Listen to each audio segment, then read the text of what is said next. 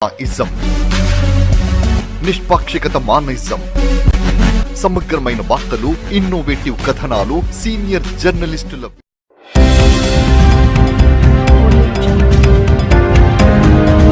జనగామ జిల్లా చిల్పూర్ మండలం మల్కాపూర్ గ్రామంలో 16 లక్షల అంచనా విలువతో నిర్మించనున్న ఎస్సీ కమ్యూనిటీ హాల్ భవన నిర్మాణ పనులకు స్టేషన్ గన్పూర్ శాసనసభ్యులు కడియం శ్రీహరి, వరంగల్ పార్లమెంట్ సభ్యురాలు డాక్టర్ కడియం కావ్య శంకుస్థాపన చేసి భూమి పూజ చేశారు.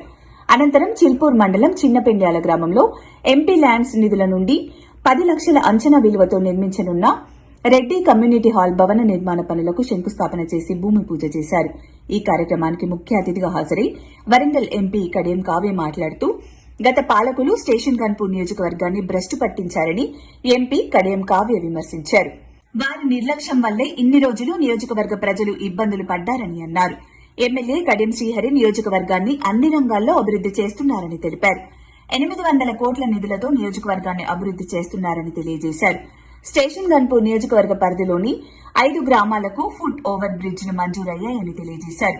చిన్నపెండ్యాల గ్రామంలో జాతీయ రహదారిపై సెంట్రల్ లైటింగ్ ఏర్పాటుతో పాటు జనగామ నుండి కర్ణాపురం వరకు సర్వీస్ రోడ్డు పూర్తి చేయాలని తాను స్వయంగా కేంద్ర మంత్రిని కలిసి కోరడం జరిగిందని, ఆ పనులు మంజూరు రావడం జరిగిందని తెలియజేశారు.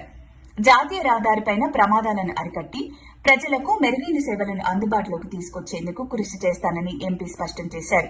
స్టేషన్ గన్పూర్ నియోజకవర్గం తమకు కన్నుతల్లి లాంటిదని, రాజకీయ జన్మనిచ్చిన స్టేషన్ గన్పూర్ ను మరింత అభివృద్ది చేస్తామని అన్నారు. దేవనూరు గుట్టలను ఏకో టూరిజం పార్క్ గా అభివృద్ది చేయడంతో పాటు స్టేషన్ గన్పూర్ లో లెదర్ పార్క్ ఏర్పాటుకు కృషి చేస్తానని ఎంపీ పేర్కొన్నారు. ఈ సందర్భంగా ఎమ్మెల్యే కడియం శ్రీహరి మాట్లాడుతూ కాంగ్రెస్ ప్రభుత్వం రైతు పక్షపాతిగా దేశ చరిత్రలో నిలిచిపోయిందని ఎమ్మెల్యే కడియం శ్రీహరి తెలిపారు. రైతుల కోసం రాష్ట ప్రభుత్వం అనేక సంక్షేమ పథకాలను అమలు చేస్తుందని కొనియాడారు.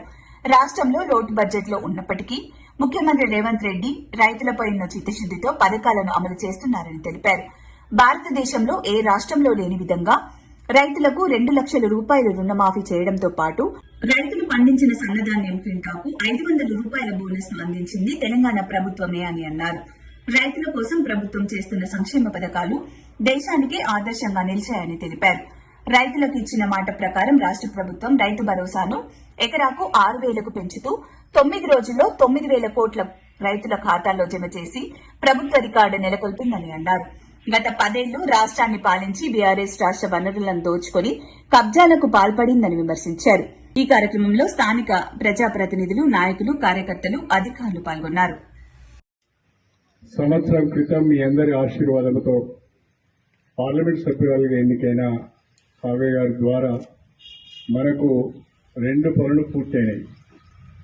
ఒకటి, మనము నేషనల్ హైవే మీద ప్రధానంగా ప్రమాదాలు బాగా జరుగుతున్నాయి. సెంట్రల్ లైటింగ్ పెట్టియాలంటే వారిచ్చిన రిప్రజెంటేషన్ ద్వారా వారు 1-2 సార్లు కేంద్ర మంత్రి గడ్కరీ గారిని కానీ ఇక్కడ ఉన్న రీజనల్ ఆఫీసర్లు కానీ కలవడం ద్వారా మనకు నేషనల్ హైవే మీద సెంట్రల్ లైటింగ్ వచ్చింది.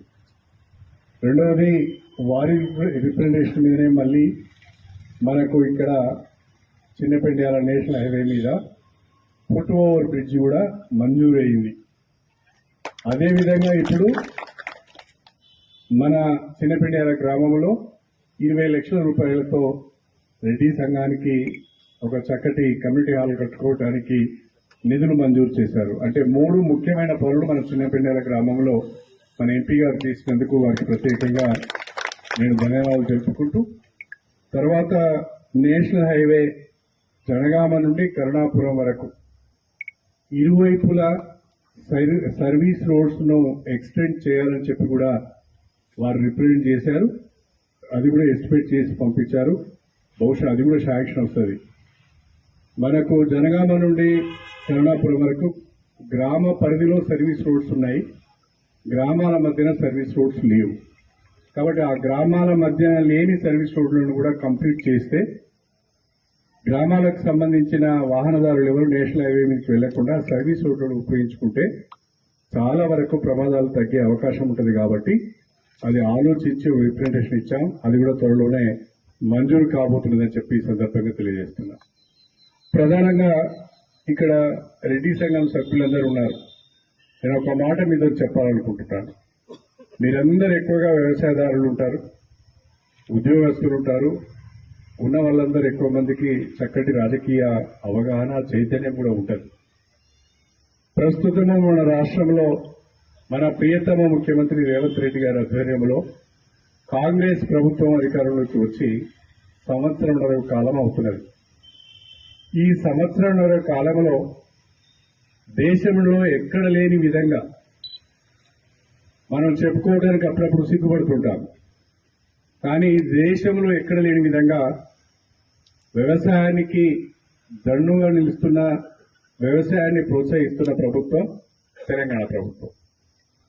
ఈరోజు ఒక ఆర్థిక సంవత్సరంలోనే రాష్ట్రంలో కాంగ్రెస్ ప్రభుత్వం ఏర్పడిన ఒక సంవత్సర కాలంలోనే 25 లక్షల మంది రైతులకు 20,600 కోట్ల రూపాయల రుణమాఫీ చేసింది తెలంగాణ ప్రభుత్వం. దేశంలో ఏ రాష్ట్రంలో కూడా ఇంత పెద్ద మొత్తంలో రుణమాఫీ కాలేదు. రుణమాఫీ అయినా 25 లక్షల మంది రైతులు ప్రభుత్వం గురించి ఒక మంచి మాట చెప్తలేరు. మాఫీ అయింది అని ఇంట్లుంటాను, కానీ మాఫీ కానోడు మాత్రం రోడ్డు మీదకి వచ్చి తీరుతాడు. మనం ఆ రోజు ఎన్నికల సందర్భంగా మాట చెప్పాను, రేవంత్ రెడ్డి గారు పదే ఒక మాట చెప్పారు. 2 లక్షల లోపు పంట రుణాలు తీసుకున్న వాళ్లకు రుణమాఫీ చేస్తామని చెప్పారు. ఆ మాట ప్రకారం ఈరోజు 25 లక్షల మంది రైతులకు రుణమాఫీ జరిగింది. ఇది దేశంలోనే ఒక రికార్డ్, మీరు తెలుసుకోవాల్సిందని నేను కోరుతున్నాను. రెండవది, దేశంలో ఎక్కడ లేని విధంగా